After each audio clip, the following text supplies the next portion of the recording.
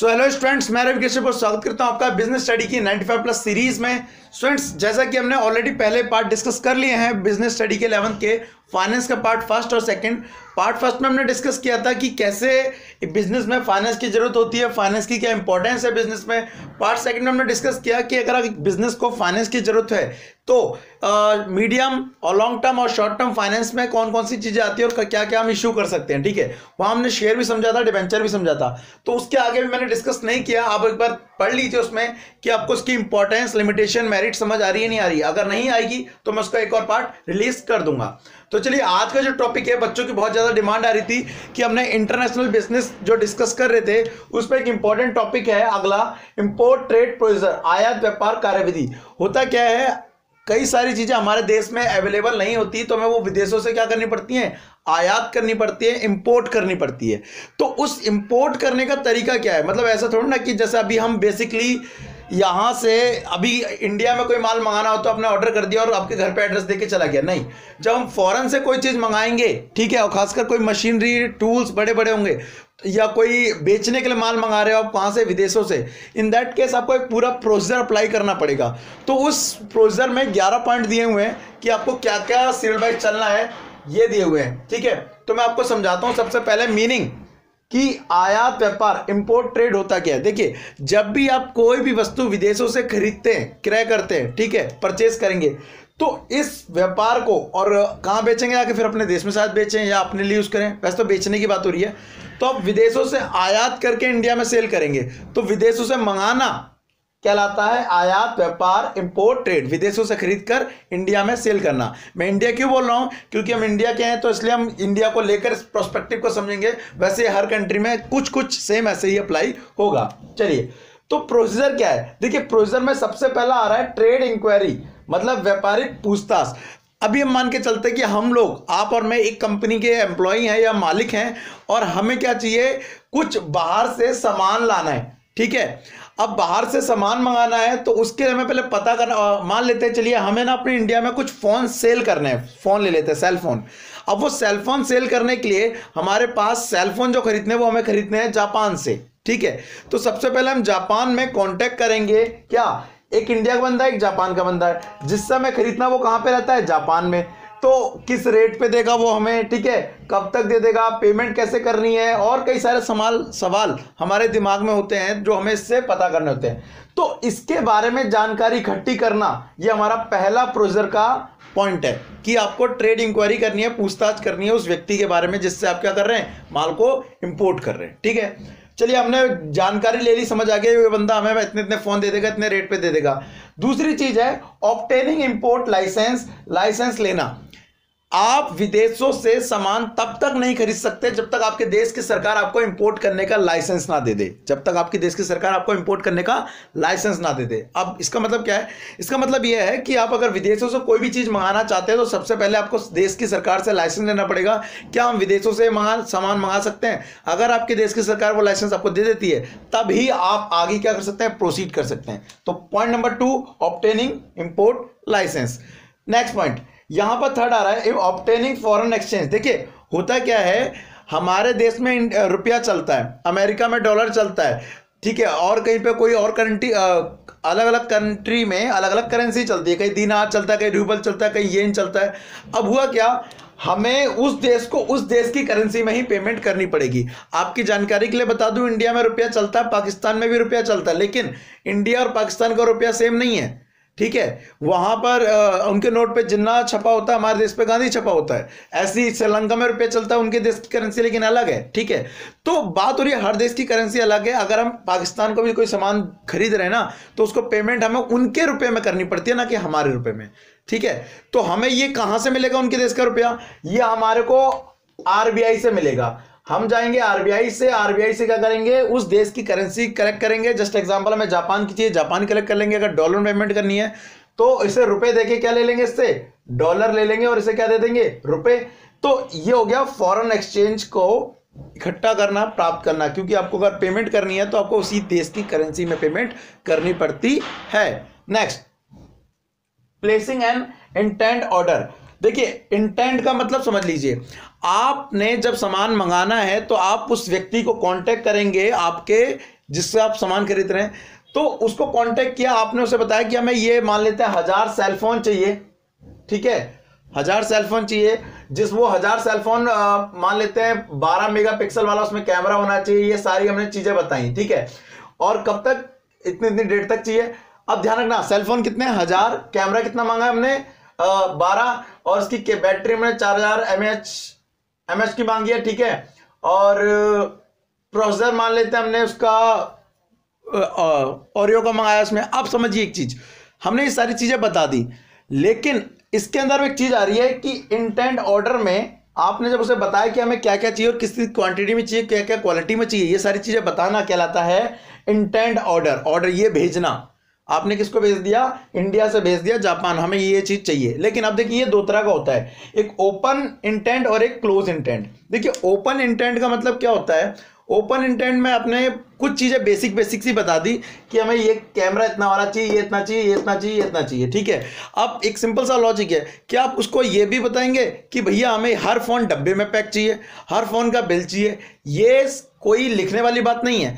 तो कुछ चीजें ऐसी होती हैं जो हम लिखते नहीं है, वो उसकी समझदारी पे छोड़ दी जाती है, किसकी, जिससे माल खरीद रहे हैं, वो अपने आप उस चीज में डाल के भेजता है या करके भेजता है। तो इस तरह के इंटेंट को बोलेंगे ओपन इंटेंट। लेकिन अगर हम उसमें ये भी लिखें सारा कि हमें बिल चाहिए, बिल और इंग्लिश में होना चाहिए ना कि जापानीज में होना चाहिए, और उसका बॉक्स ऐसा होना चाहिए, उसकी पैकेजिंग ऐसी होनी चाहिए, अंदर का मटेरियल ये होना चाहिए, मतलब A to Z छोटे से लेके बड़े तक सारी डिटेल हमने क्या करी उसमें लिखी है, तो वो आपका इंटेंट बन जाएगा क्लोज इंटेंट, ठीक है।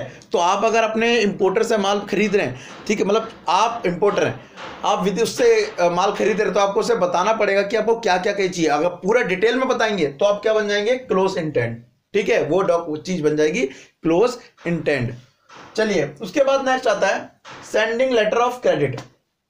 ये इंपॉर्टेंट चीज है, सेंडिंग लेटर ऑफ क्रेडिट। देखिए होता क्या है कि हम इससे खरीदना चाहते हैं, जापान वाले व्यक्ति सामान तो बेचना चाहता है, लेकिन उसे क्या पता कि हमारे पास पेमेंट करने के लिए पैसा है या नहीं है।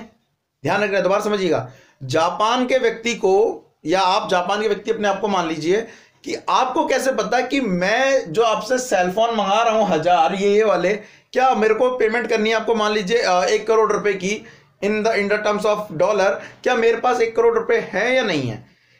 इस केस में क्या होगा, हमें लेटर ऑफ क्रेडिट भेजना पड़ेगा। लेटर ऑफ क्रेडिट क्या होता है, देखिए लेटर ऑफ क्रेडिट होता है जो बैंक इशू करता है। बैंक इशू एक तरह से ऐसा एक सर्टिफिकेट दे देता है कि हाँ भाई इस व्यक्ति के पास इतने पैसे हैं, हम इसकी जिम्मेदारी लेते हैं। और बेसिकली जिनकी ट्रांजैक्शन अच्छी होती है उन्हें लेटर ऑफ क्रेडिट इशू किया जाता है।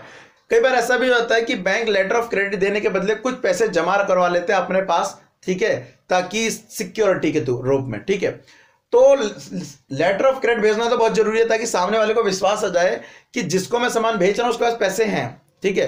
तो आपने गए अपने बैंक के पास, लेटर ऑफ क्रेडिट लिया, और लेटर ऑफ क्रेडिट किसको भेज दिया, अपने जापान वाले व्यक्ति को भेज दिया, जिससे हम क्या कर रहे हैं, माल खरीद रहे हैं। ध्यान रखना, हम इंपोर्टर हैं, वो एक्सपोर्टर है, वो एक्सपोर्ट कर रहा है हमें और हम इंपोर्ट कर रहे हैं, तो हमने एक्सपोर्टर को भेज दिया लेटर ऑफ क्रेडिट।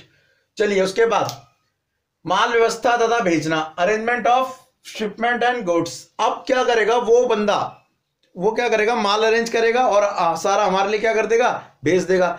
जो भी हमने क्या भेजा था, इंटेंट भेजा था, इंटेंट के अकॉर्डिंग वो सारा माल अरेंज करेगा, क्या करना है, कैसे करना है, वो सारा कुछ करके भेज देगा, ठीक है। अब भेजने से पहले एक चीज, अब चीज बता दूं आपको, उन सारे सामानों के डॉक्यूमेंट भी होंगे। डॉक्यूमेंट मतलब ये जो सामान आ रहा है इसका बिल और जो अधिकारी मतलब राइट इसके, ठीक है, कि ये चीज की है, ये उसको मिल जाएगी समथिंग, ये सारे डॉक्यूमेंट। अगला पॉइंट इसी पर है, obtaining document of title. Document of title का मतलब है जो भी आपके पेपर वर्क है उसका, वो पेपर वर्क पहले ही दे दिया जाएगा, मतलब माल की डिलीवरी होने से पहले या बाद में। चलिए आप एक चीज समझिए, इसमें दो चीज आ रही है। अगर कोई कंडीशन नहीं है, कोई कंडीशन नहीं है पेमेंट की बीच में, तो पहले ही भेज दिए जाते हैं बिल सब कुछ जो भी है, किसको, हमारे इंडिया वाले इंपोर्टर को। कौन भेजेगा, जापान वाला हमारा एक्सपोर्टर। लेकिन अगर उसमें आता है कि नहीं आपको पहले प्री पेमेंट करनी पड़ेगी, उसके बाद ही हम बिल भेजेंगे, क्या पता आप गायब होकर अपने बिल भी ले लिया, तो इन दैट केस क्या करता है वो बंदा, बिल की पेमेंट अगर बाद में होनी है तो वो ना यहाँ पर रोल प्ले होता है किसका, बैंक का। देखिए अगर कोई कंडीशन नहीं है तो डायरेक्ट किसको भेज दो, इंपोर्टर को भेज दो, कोई दिक्कत ही नहीं है। आज करता होगा जी आपका बिल पकड़ो, ये किस चीज के, इन चीजों के जो आपका बिल बनता है वो सारा मैंने भेज दिया है, तो बिल मिल गया, पेमेंट हमारी आई जाएगी, कोई दिक्कत नहीं, विश्वास वाली बात है। लेकिन अगर विश्वास नहीं, बोला प्री पेमेंट है और आप प्री पेमेंट अभी नहीं कर रहे हैं, तो ये क्या होता है, ये बिल भेजे जाते हैं किसको, इसके बिल भेजे जाते हैं बैंक को। आप क्या करते हैं, पैसे अरेंज करते हैं, बैंक आपको इन्फॉर्म करता है आपके बिल ये चीज आ चुका है, आप पैसे अरेंज किए, आप पैसे अरेंज करते हैं समथिंग, और वो बिल आपको बाद में मिल जाता है। तो ये प्रोसीजर एक तरीके का किसके अंदर, डॉक्यूमेंट ऑफ टाइटल लेने का, ठीक है। नहीं तो आप कैश पेमेंट कर सकते हैं, नहीं तो आप वहां पे बिल ऑफ एक्सचेंज यूज कर सकते हैं, हमने देखा होगा कई सारी चीजें होती हैं इसमें।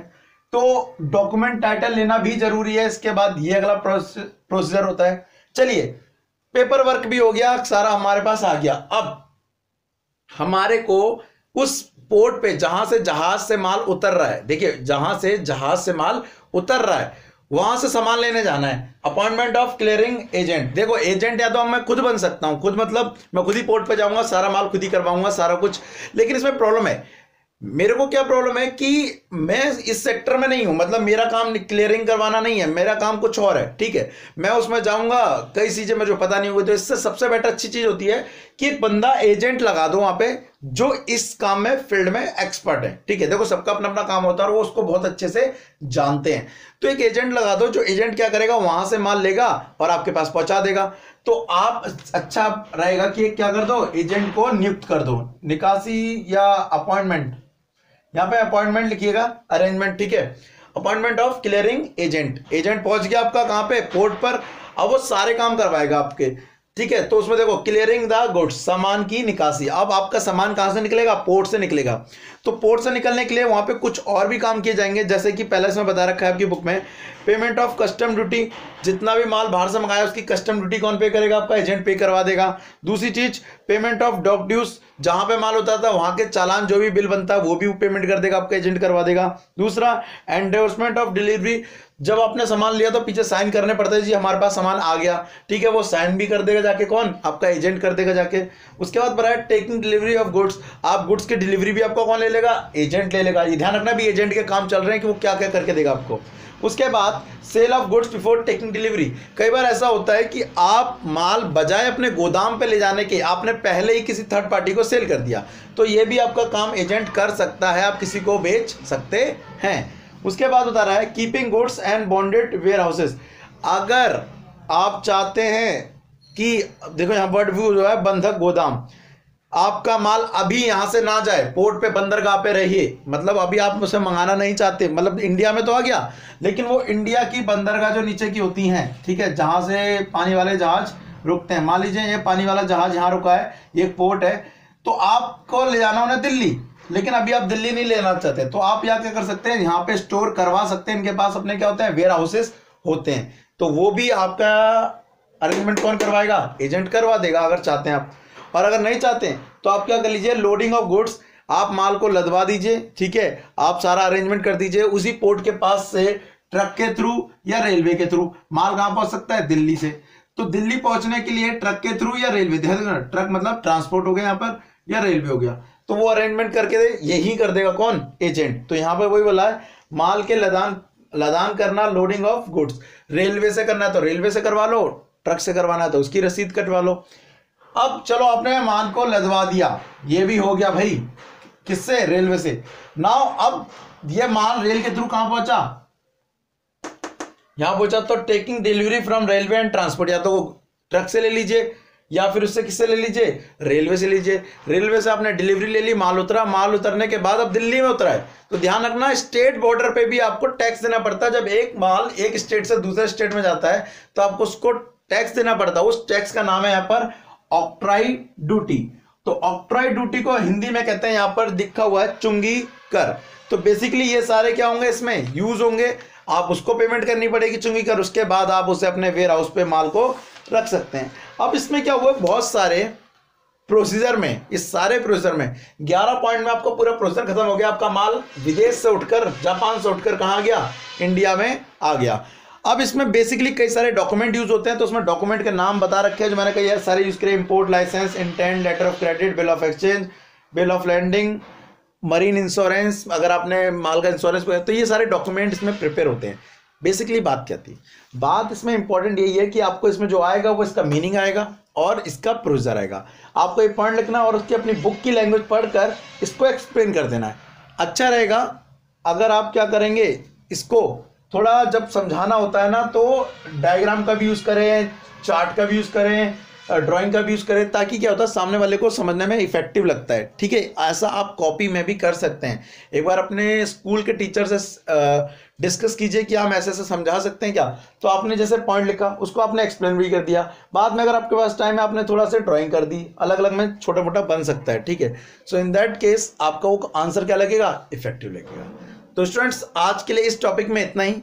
ठीक है, इससे रिलेटेड अगर कोई भी डाउट हो या कोई भी सजेशन हो तो मुझे बताइए कमेंट में। ठीक है, और मुझे कमेंट बॉक्स में बताइए कि अगला जो वीडियो है वो किस चैप्टर पे बनाऊं। ठीक है, जिस चैप्टर की डिमांड सबसे ज्यादा होगी मैं उसको बनाऊंगा। रीजन, एग्जाम बहुत नियर है। ठीक है, तो मैं सारे चैप्टर तो अभी पता नहीं बना पाऊंगा, लेकिन पहले वो जरूर बना दूंगा जिसकी डिमांड आप कर रहे हैं। तो आज के लिए thank you, tata and bye bye.